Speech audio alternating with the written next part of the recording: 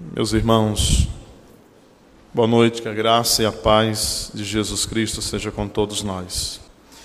Meus amados irmãos, nós vamos voltar ao texto da Palavra de Deus, mesmo texto que usamos nesta manhã. O título da nossa mensagem é o mesmo, parte 2, discernindo a verdade do erro.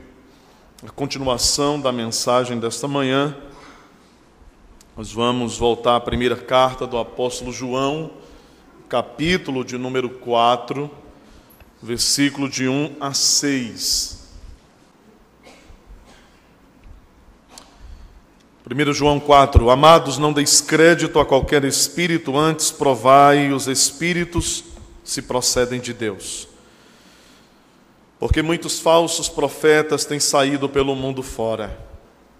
Nisto reconheceis o Espírito de Deus. Todo espírito que confessa que Jesus Cristo veio em carne é de Deus.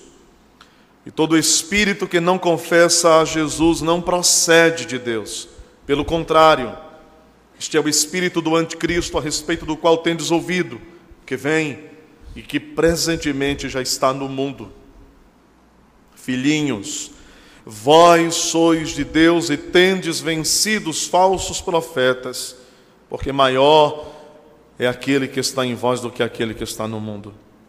Eles procedem do mundo, por essa razão falam da parte do mundo, e o mundo os ouve. Nós somos de Deus. Aquele que conhece a Deus nos ouve. Aquele que não é da parte de Deus não nos ouve. Nisto reconhecemos o espírito da verdade e o espírito do erro. Amém. Amados irmãos, na primeira parte da mensagem, à luz desse texto sagrado que acabamos de ler, nós nos referimos pela manhã acerca da necessidade da igreja possuir um conhecimento suficiente, amplo, que ela possa dominar amplamente a verdade de Deus, conforme ela nos tem sido comunicada por meio das Sagradas Escrituras. A Igreja de Cristo na terra necessita ter suficiente e amplo domínio da verdade de Deus, da doutrina, compreender corretamente a doutrina de Deus. Nós vimos, portanto, como João instrui a igreja a discernir, a distinguir se aquilo que está sendo ensinado, pregado, procede da parte do Espírito Santo, ou se aquilo que está sendo pregado, ensinado nas igrejas, procede de espíritos malignos. Exatamente isso. João está dizendo à igreja que nem todos que falam à igreja falam da parte de Deus, mas que alguns que falam a muitas igrejas falam da parte dos demônios. Isso é chocante, não é? Isso é grave. E João, ele faz isso primeiro, ele trata disso, desse assunto, primeiro, fazendo uma recomendação. Ele recomenda à igreja em seus dias, à vista desta realidade, para que esta igreja não dê crédito a qualquer espírito, não creia em tudo. Infelizmente, a igreja brasileira, evangélica brasileira, é uma igreja extremamente crédula em tudo. Ela crê em tudo. Ela acredita em tudo o que se diz ser verdade, ou em tudo o que os homens dizem falar em nome de Deus. É uma igreja muito crédula. Crê rapidamente, de modo muito apressado, assume para a sua identidade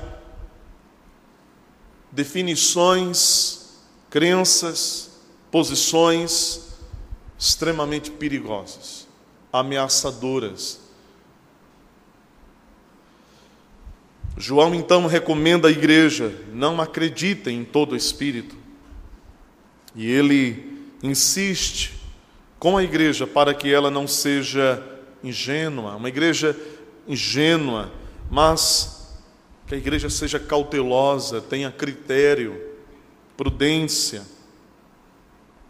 Ele está então recomendando à igreja para que ela não haja, não se comporte com tanta boa vontade assim, à vista daqueles que falam.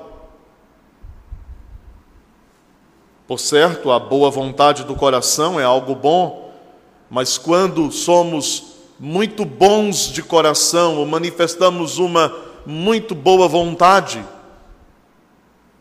para com aqueles que transmitem o erro, a falácia, o engano, a mentira, então a nossa muito boa vontade é extremamente negativa, perigosa, prejudicial. João então está dizendo à igreja: não sejais assim, não andem assim, não se comportem dessa maneira. E então ele diz que a igreja deve antes submeter os ensinos ao fogo da palavra de Deus. Exatamente isso. A igreja precisa provar, diz João, testar, examinar por meio das Escrituras Sagradas, se aquilo que se ouve de fato é a verdade que vem de Deus, que Deus quer que sigamos. E assim, meus irmãos, à luz do que o apóstolo João escreveu tanto tempo atrás, nós vimos nesta manhã como o Espírito Santo age, ou qual é o método do Espírito Santo, para que a sua igreja possa então discernir a verdade do erro e não caia nos laços do engano. E nós vimos então nesta manhã que o método do Espírito Santo não é sentir. O método do Espírito de Deus não é sentir. Não é, portanto, sentindo que se deve saber com segurança qual é o espírito da verdade e qual é o espírito do erro, meus irmãos. E por que falamos isto hoje de manhã? Porque tem sido uma coisa muito comum no meio dos crentes, dos cristãos. Eles escutam algo e dizem: você está sentindo que é de Deus? Eu estou sentindo. Outros dizem: a gente sente quando é de Deus, não é verdade, irmão? Esse não é o método do Espírito Santo. Portanto, não devemos nos valer dele. Ele é frágil, fraco, inadequado, insuficiente, inapropriado. O que você sente não é necessariamente o que o outro sente. Então ele não serve, porque nós precisamos, todos nós, de um mesmo parâmetro, um mesmo elemento aferidor, um mesmo mecanismo, uma mesma régua, que seja a mesma para todos nós. Porque afinal, não cair no erro deve ser a meta de toda a igreja.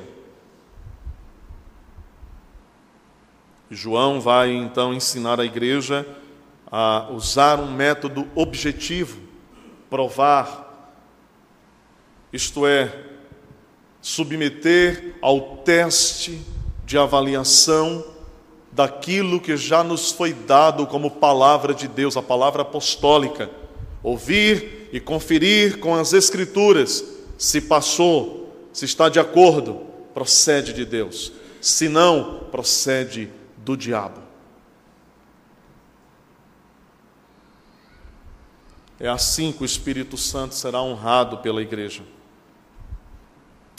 Mas agora, meus irmãos, andando um pouco mais, uma milha mais, um passo mais à frente, quando olhamos para o texto proposto,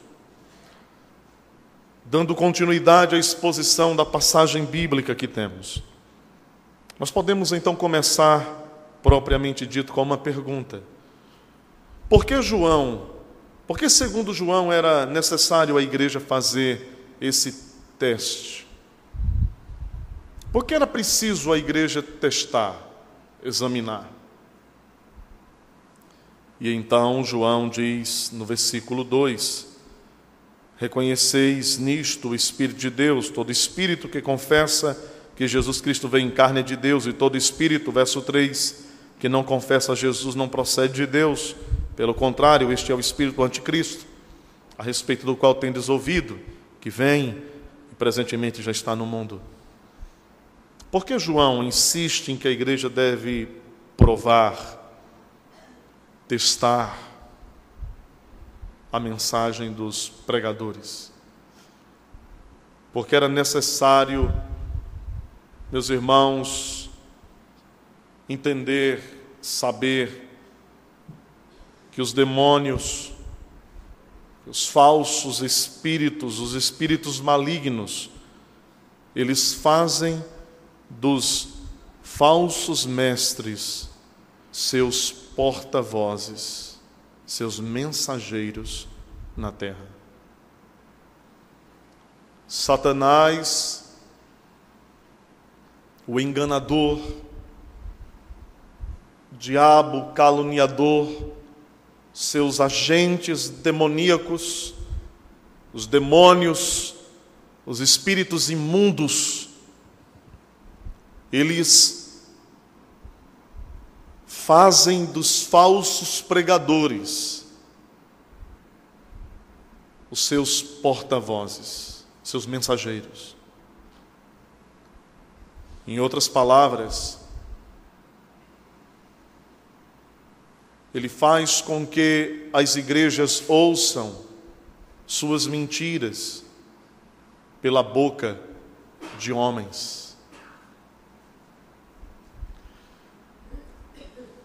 Isso é impressionante, mas é verdade. O diabo, ele se comunica no mundo também dessa forma.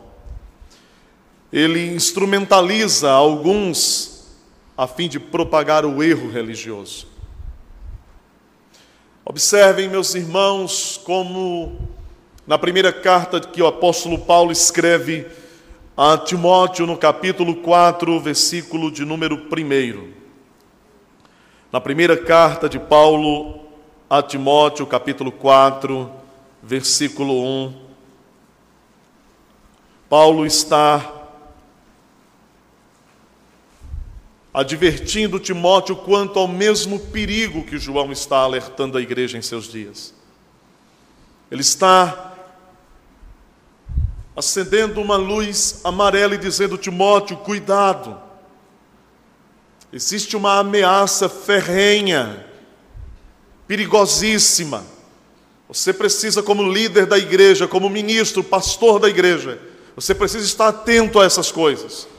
E então, no versículo 1, capítulo 4, o apóstolo Paulo diz: ora, o Espírito Santo, afirma expressamente que nos últimos tempos alguns apostatarão da fé, por obedecerem a espíritos enganadores e a ensinos de demônios.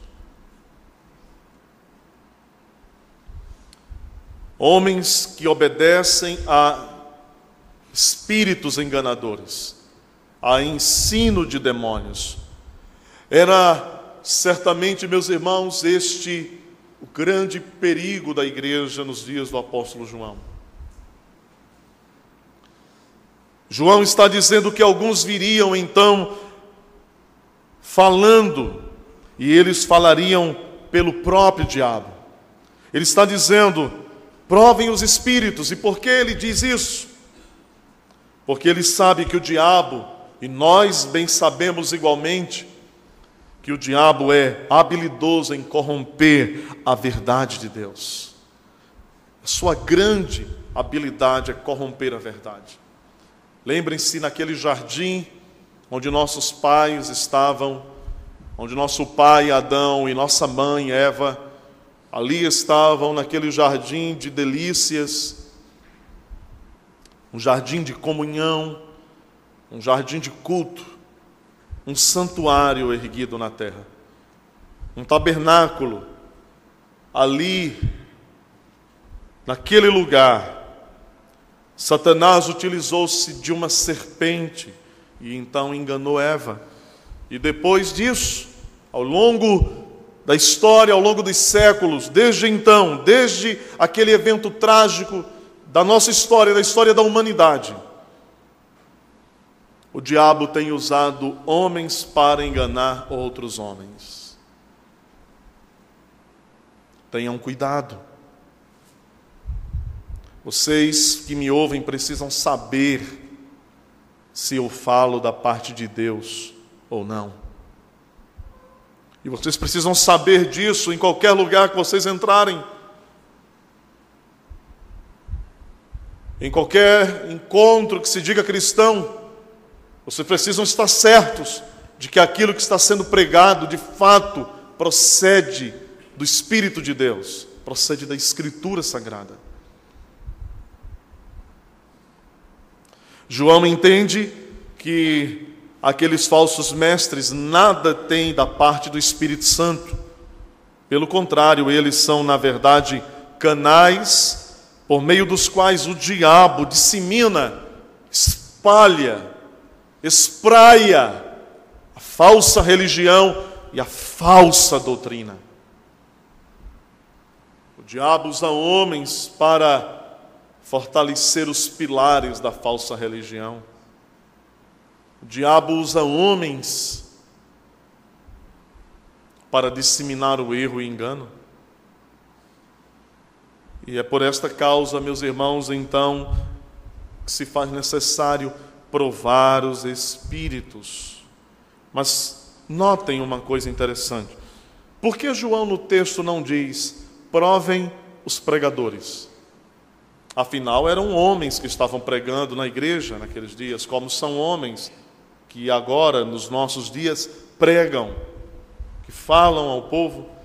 E por que João não diz, examinem, provem, testem os pregadores e diz, examinem, provem os espíritos, provem, não deem crédito a qualquer espírito, provem os espíritos se procedem de Deus. E a razão para isto é porque João está lembrando a igreja que por trás dos falsos pregadores estão os demônios. Então ele está dizendo, provem os espíritos, testem se aquele que está por trás destes homens é de fato o Espírito Santo, ou se são os espíritos malignos tentando enganar vocês. Então João vai para a raiz do problema. Ele vai na fonte. De qual fonte vocês estão bebendo? E aqui João faz saber que o diabo realiza uma paródia do Espírito Santo. Não é parecido? É uma paródia.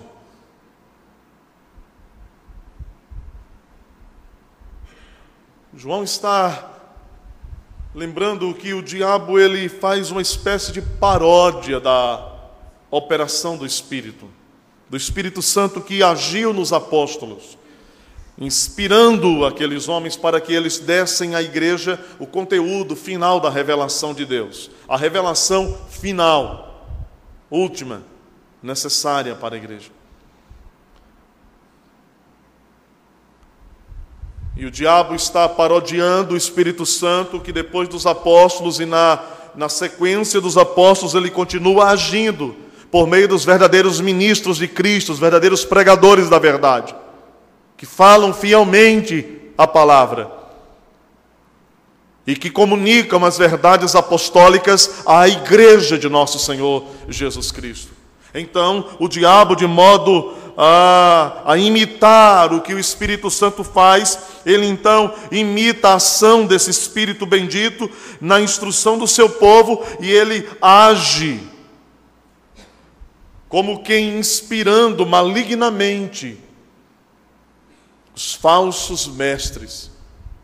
Ele age por meio de demônios, numa espécie de inspiração maligna, de condução diabólica, por meio de homens perversos e maus, para que desviem do caminho da verdade, ou faça com que muitos permaneçam no caminho do erro. É assim que ele age. Note então, perceba como isso se intensifica, precisamente quando no versículo 1, João diz: porque muitos profetas têm saído pelo mundo fora. Muitos. Imagine você que se João, nos seus dias, no primeiro século da igreja, João está escrevendo entre os anos 80, mais ou menos, 90, depois de Cristo, desde o nascimento de Jesus. Imagine você, se naqueles dias João tem a coragem de dizer que muitos falsos profetas estão pelo mundo. O que dizer dos nossos dias? O que você deve esperar hoje?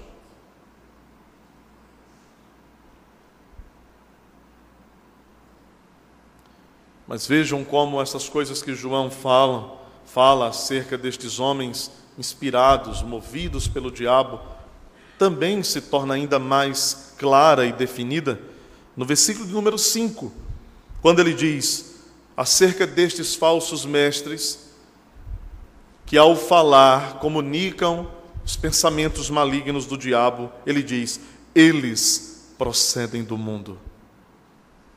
Por essa razão, falam da parte do mundo, e o mundo os ouve.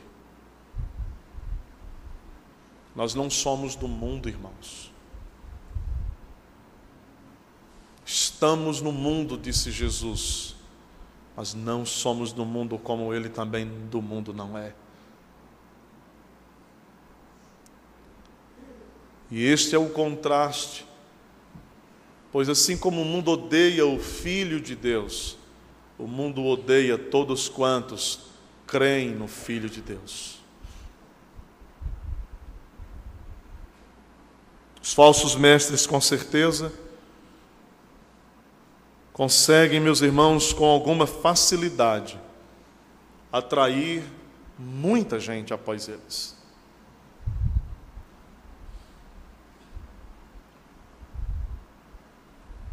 Há falsos mestres nesta nação por todos os lados.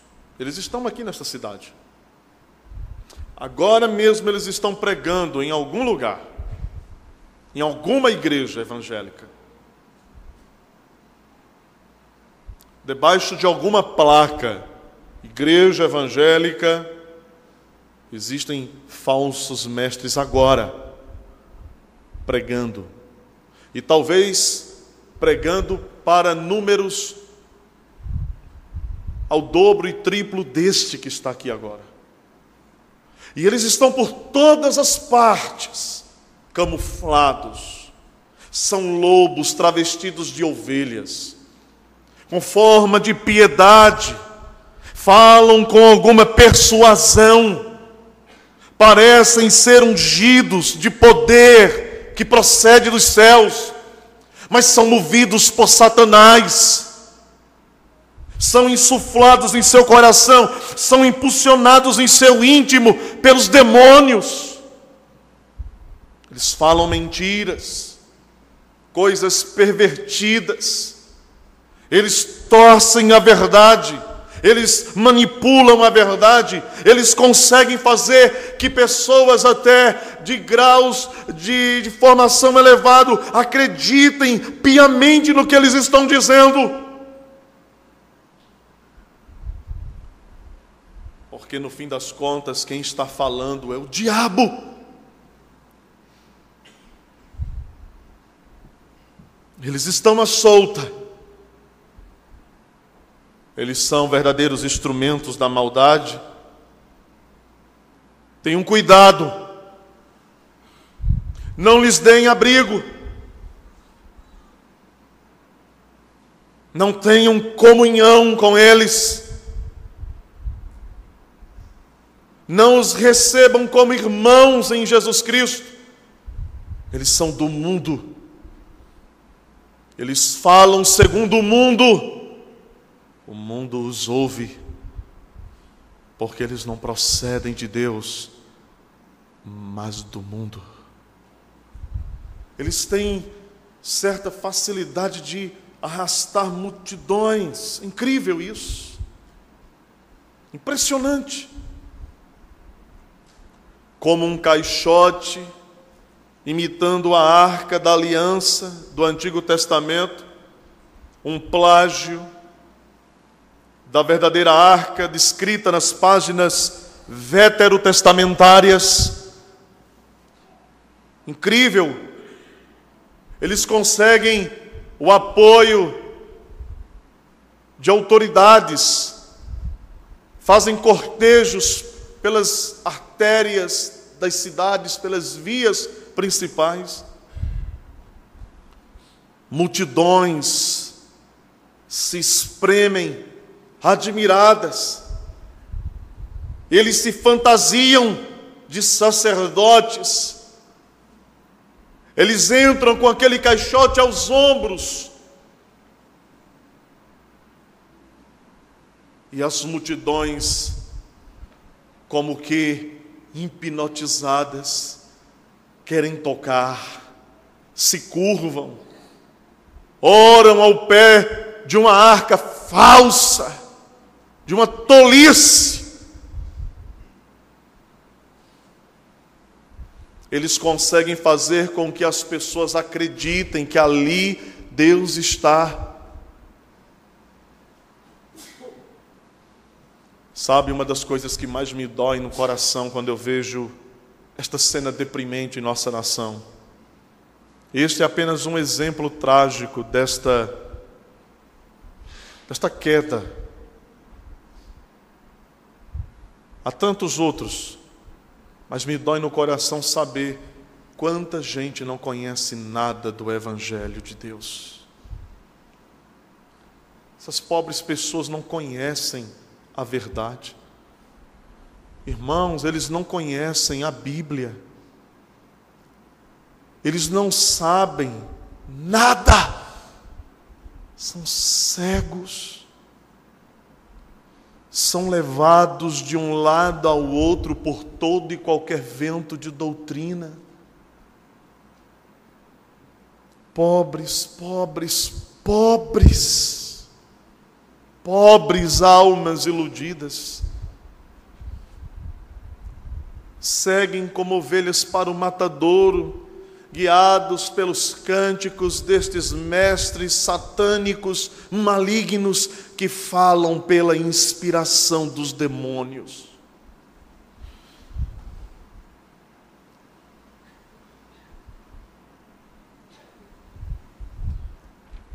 João está dizendo, eles procedem do mundo, falam e o mundo os ouve, porque eles falam segundo o mundo, não segundo Deus. E sabe o que isto significa? De forma muito prática, aplicando isso à realidade, é que quando esses falsos mestres falam, eles têm um discurso que satisfaz o coração das pessoas. Eles não chocam elas com a realidade do pecado. Eles não dizem quanto elas estão perdidas. Eles falam, e o discurso destes homens agrada os ouvidos, o coração, satisfaz os que estão no mundo e que são do mundo, porque eles falam segundo a procedência deles. Então eles falam para eles mesmos, eles se satisfazem. E é pensando nisso que então João nos conduz a pensar, a observar uma verdade importante aqui. Que a doutrina é um padrão, então, inviolável e permanente para a igreja. Vejam o versículo 2 e 3 mais uma vez. João diz: Todo espírito que confessa que Jesus veio em carne é de Deus. O que é isso? Doutrina. Que doutrina? A doutrina da encarnação. Jesus veio em carne. É a doutrina de que Deus, o Filho, a segunda pessoa da Trindade, se fez homem, assumiu carne humana, assumiu natureza humana, desceu da glória excelsa dos céus, veio à terra, tornou-se homem. Esta é a doutrina. E todo espírito que não confessa isso, diz João, não procede de Deus. O que João está dizendo é que nós temos um padrão inviolável para nós e permanente, a doutrina. Isso mesmo. Eu quero que você que não gosta de doutrina, nem durma hoje. Eu quero que você tenha no mínimo uns 15 dias de insônia.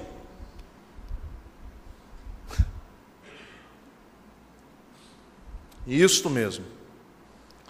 Para que você, quem sabe, pelo sofrimento, chegue a se tornar humilde diante desta verdade bíblica, e então você deseja aprender a doutrina de teu Deus.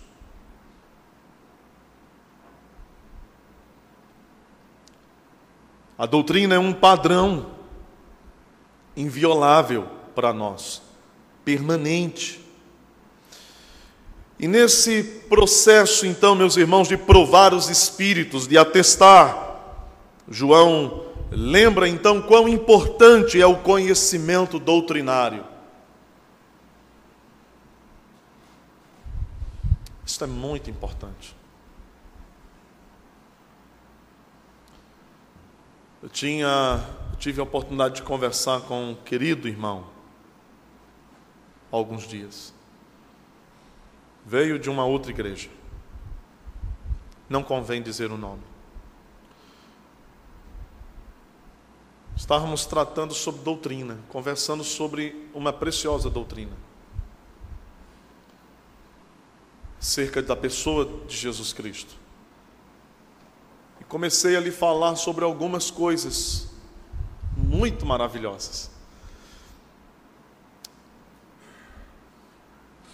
E ele, em um certo momento, respondeu uma pergunta minha quando me dirigi a ele e disse: estas coisas nunca foram ensinadas na sua igreja anterior? O pastor dessa igreja nunca ensinou isso, nunca pregou, nunca disse isso à igreja? Eu disse: não. O que os pastores estão fazendo então? Ah, eu sei. Eu sei o que muitos pastores estão fazendo nas suas igrejas.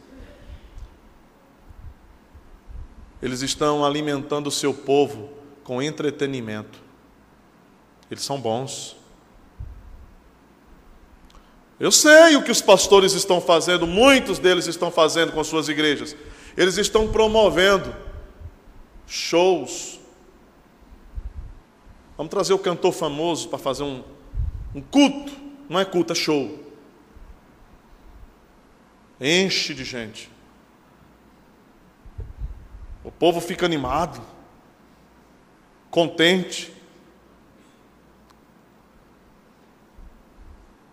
A ideia que parece predominar no contexto evangélico atual é que parece que a igreja tem que compensar o que você perdeu ao sair do mundo para o reino de Deus. Você tem essa sensação também? De que parece que os pastores, as igrejas têm que oferecer aos membros das igrejas uma compensação por eles não irem mais para o carnaval? Ou para o forró? Lá, a quadrilha? O arraiá? Então a igreja precisa dar entretenimento, fornecer shows.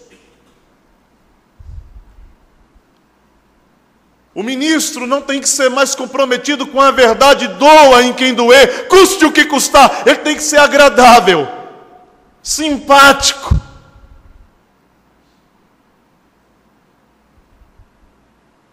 Ele tem que ser assim, um homem carismático, sabe? Tipo, ursinhos carinhosos. fofinho, não de gordurinha.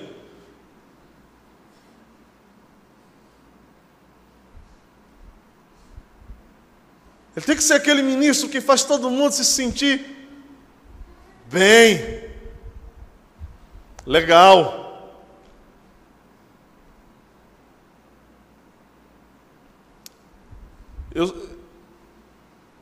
Os únicos ministros que eu conheço que conseguem fazer isso são aqueles que omitem a verdade e dão à igreja histórias. Contam histórias, não pregam a Bíblia. Eles dão à igreja entretenimento, diversão, brincadeira. Eles querem que as pessoas se sintam bacanas. A igreja não é uma compensação pelo que você perdeu. Você não perdeu, você ganhou a vida eterna, vida abundante, vida em Jesus Cristo. Não temos que te compensar coisa alguma, nada. Porque você estava perdido, condenado, em trevas, mas Ele te deu vida. Quando estáveis mortos em vossos delitos e pecados, pela sua graça fostes salvos. Ele vos amou e não há nada que isso se compare. Você foi agraciado. A igreja tem que te fornecer comunhão. A igreja tem que te prover conhecimento da verdade, crescimento espiritual. A igreja tem que te proporcionar um ambiente, uma vivência comunitária de fé, na qual você aprende quem é Deus, você cresce e você se torna alguém que comunica essa verdade a outros. Isso é o reino de Deus, meus irmãos. Isto não é o mundo. E isso é tão bom.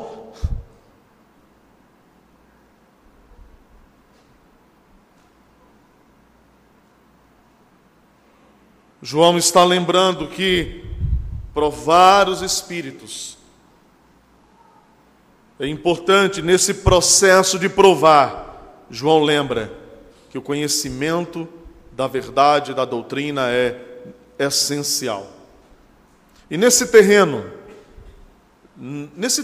de provar os espíritos, provar o que se ouve, que se é ensinado, que se é pregado, nesse terreno, não é, meus irmãos, não é a oração que funciona como instrumento pelo qual separamos a verdade do erro. Não é oração. Escute isso para que você não distorça. Porque, em outras palavras, o que o Espírito Santo está nos ensinando pela palavra que comunicou através do apóstolo João é que não é orando, não é fazendo dias longos de oração que vamos saber quem são os falsos mestres. Não é assim. A oração é valiosa, útil, preciosa, necessária, essencial para muitas coisas. Mas ela não vai te dizer quem são os falsos mestres. Não é orando que vai se discernir a verdade do erro. O padrão inviolável, inegociável, nós não negociamos este padrão, pelo qual serão desmascarados, é a verdade doutrinária, é a doutrina, conforme consta na palavra de Deus. Então você precisa conhecer a doutrina, conhecer os ensinos apostólicos. Nos dias de João, aqueles propagadores do erro, por exemplo, eles negavam a perfeita humanidade de nosso Senhor Jesus Cristo. Isto mesmo. É por isso que João está dizendo: aquele que diz que Jesus não veio em carne não procede de Deus, mas do diabo. Porque eles estavam dizendo: Jesus veio. Os falsos mestres: Jesus veio. É verdade, ele veio. Mas ele não veio em carne. E aí talvez você pergunte: mas como é isso que eles diziam Jesus veio e Jesus não veio em carne? Eles ensinavam uma doutrina. Eles diziam: Jesus veio, mas não em carne. E aquilo que os homens pensavam ser um corpo de carne e osso era uma aparência de corpo, era uma ilusão, mas não era um corpo de carne. Exatamente isso. E então João está dizendo que se eles ensinam isso, eles não vêm da parte de Deus. Porque a doutrina dos apóstolos é que Jesus Cristo se fez homem, se fez carne, assumiu natureza humana. Essa é a verdade que o Espírito Santo comunicou e é a verdade contra a qual os demônios estavam lutando naqueles dias. Contra ela eles estavam lutando por meio dos falsos mestres.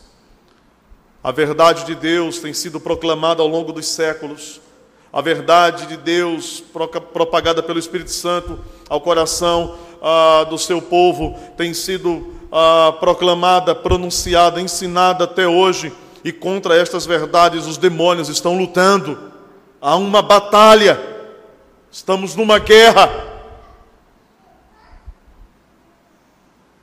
E quando eu falo que nesse terreno de discernir verdade do erro não é oração, um instrumento de detecção, um instrumento pelo qual nós vamos descobrir, meus irmãos, a procedência de um ensino, se é de Deus ou não. Eu não estou diminuindo, em hipótese alguma, nem de longe, o valor e a importância da oração. Não, mas eu estou assegurando o essencial e importante valor da sã doutrina para nos livrar de sermos enganados por Satanás. Se você não aprender a doutrina de Deus, você vai ser enganado pelo diabo. Ele está louquinho para lhe enganar.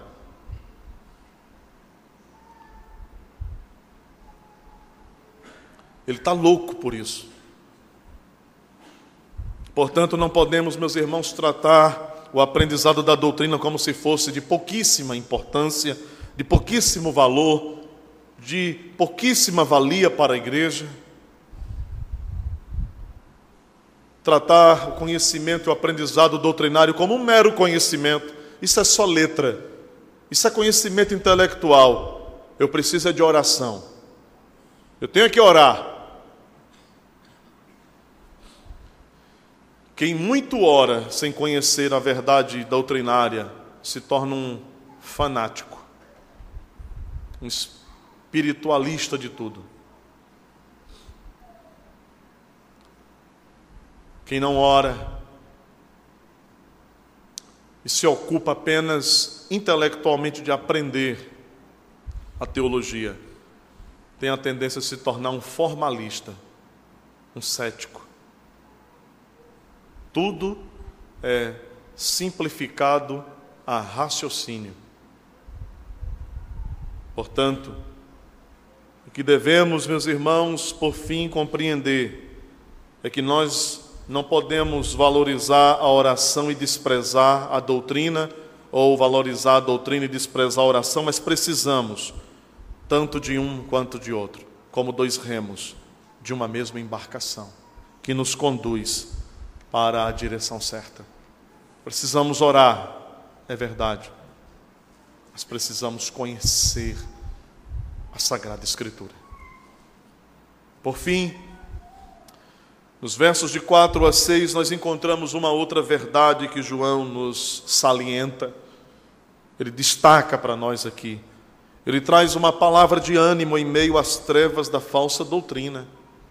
Esse não é um quadro descrito por João dos mais favoráveis. Não é um quadro colorido, bonito, fácil de lidar, de modo prático. O mundo em que os demônios estão agindo contra a verdade de Deus, usando homens para pregar a mentira, ensinar o erro, o engano. Esse não é um painel suave. Ele possui muitos tons de cinza. É pesado, é grave. Quando intensificamos a reflexão acerca desta realidade, talvez nós cheguemos a nos sentir assim, quase que sem fôlego, cansados. Meu Deus, e agora? Meu Deus, é tanto perigo, é tão perigoso, são tantas ameaças que nos cercam, e agora? E então João traz uma palavra de ânimo para a igreja em meio às trevas do falso ensino. Ele diz, verso 4, filhinhos, vós sois de Deus, vós sois de Deus, e tendes vencido os falsos profetas. Como isso é animador! Vocês são filhos, vocês venceram os falsos profetas, porque maior é aquele que está em vós do que aquele que está no mundo. Aleluia! Maior é o que está conosco do que o que está no mundo. Ele é forte e poderoso, ele é sagaz e atrevido, ele tem muitas armadilhas, muitas astúcias, mas aquele que está conosco é maior do que ele, é mais poderoso do que ele. Verso 6, nós somos de Deus. Aquele que conhece a Deus nos ouve, aquele que não é da parte de Deus não nos ouve. Nisto reconhecemos o espírito da verdade e o espírito do erro. O ânimo que João, meus irmãos, então comunica à igreja, se concentra no fato de receberem, deles saberem que eles pertencem a Deus. Como é animador! Deixa eu lhe dar uma prova prática disso. A vivência pastoral nos dá tantas demonstrações práticas das coisas que nós pregamos aqui. Há alguns dias eu aconselhava um irmão, e por causa de algumas fragilidades de sua vida, de algumas fraquezas, se sentindo desanimado, fraco, ele chegou a dizer: pastor, eu estou com medo de não ser filho de Deus. Eu estou com medo. Estou com medo de não ser filho de Deus.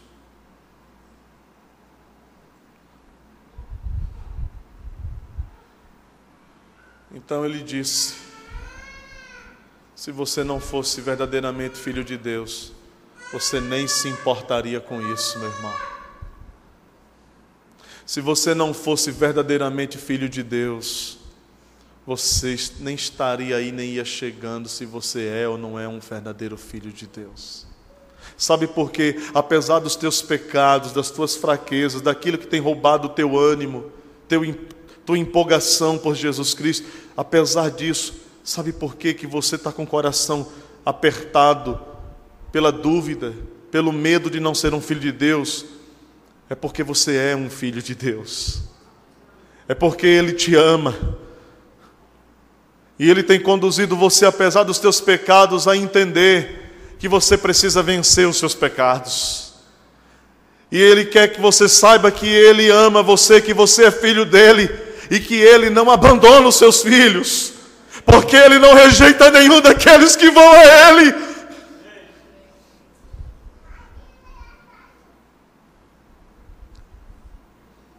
E Ele disse: graças a Deus, pastor, eu sou filho de Deus.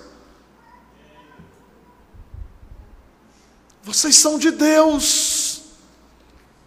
Vocês são filhos de Deus. Vocês têm vencido os falsos profetas. João já falou sobre ser filho de Deus e vencer. Ele disse isso. Vós tendes vencido o maligno. Agora ele diz: vocês têm vencido os falsos profetas, porque vocês são de Deus. João está expondo uma doutrina, a doutrina da preservação daqueles que pertencem a Deus. Aquele que começou a boa obra em vós há de completá-la até o dia de Cristo, porque Ele é poderoso para fazer em vós muito mais do que vocês podem pedir e imaginar, porque Ele é poderoso, segundo Judas, para guardar vocês, porque vocês são filhos de Deus. A fonte da vitória daqueles irmãos, a nossa fonte de vitória, está, meus irmãos, naquele que é maior do que aquele que está no mundo, naquele que está em nós, o Espírito Santo, o Espírito da verdade. O Espírito Santo está neles, de João, e este Espírito é maior do que o diabo, este Espírito é maior do que os demônios que atuam no mundo. Aqui está a garantia de que o Espírito Santo sempre guardará a sua igreja em meio às trevas da falsa doutrina, do falso ensino, da falsa religião. Nos dias de Elias, quando aquele profeta, desanimado, cansado, sentindo-se só, abandonado, volta-se para Deus e diz: Senhor, melhor é morrer, é melhor que eu morra, afinal estou só. Mataram todos os teus profetas. O Senhor lhe disse: não, Elias, eu guardei para mim 7.000 que não dobraram os seus joelhos diante de Baal. Ele sempre guardará os seus.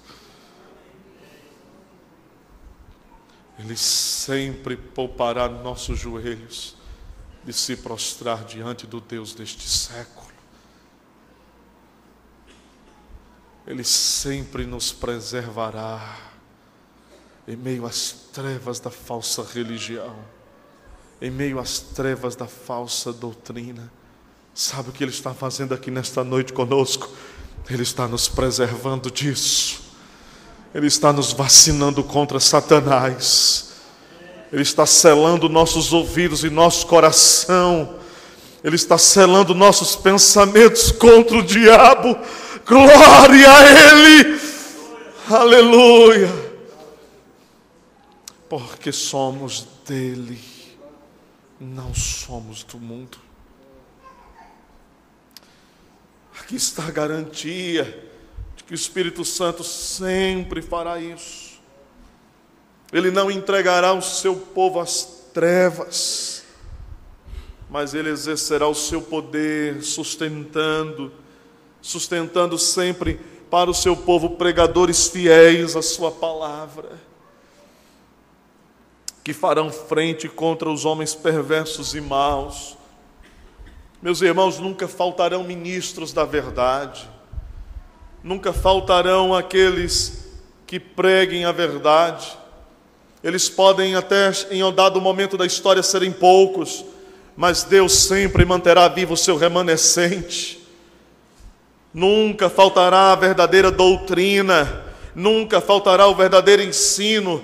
Ainda, meus irmãos, ainda que as trevas sejam densas, ainda que elas possam ser trevas que se apalpem, ainda que elas possam ser muitas, ainda que elas sejam muitas trevas, densas trevas, a luz brilhará em meio às trevas.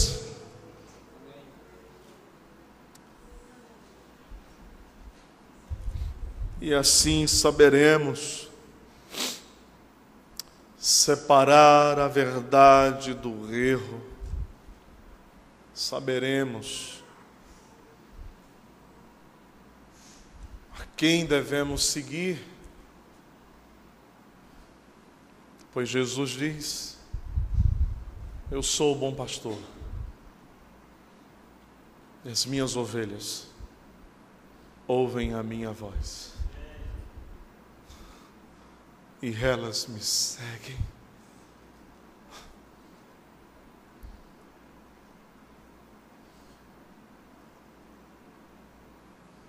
Que voz você está seguindo?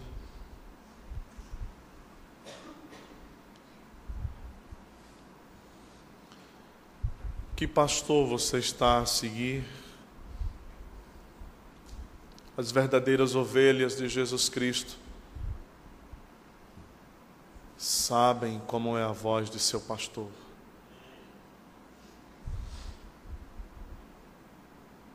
Eles ouvem, elas ouvem, e elas não seguem os mercenários, os que salteiam, os que entram pulando pelas janelas.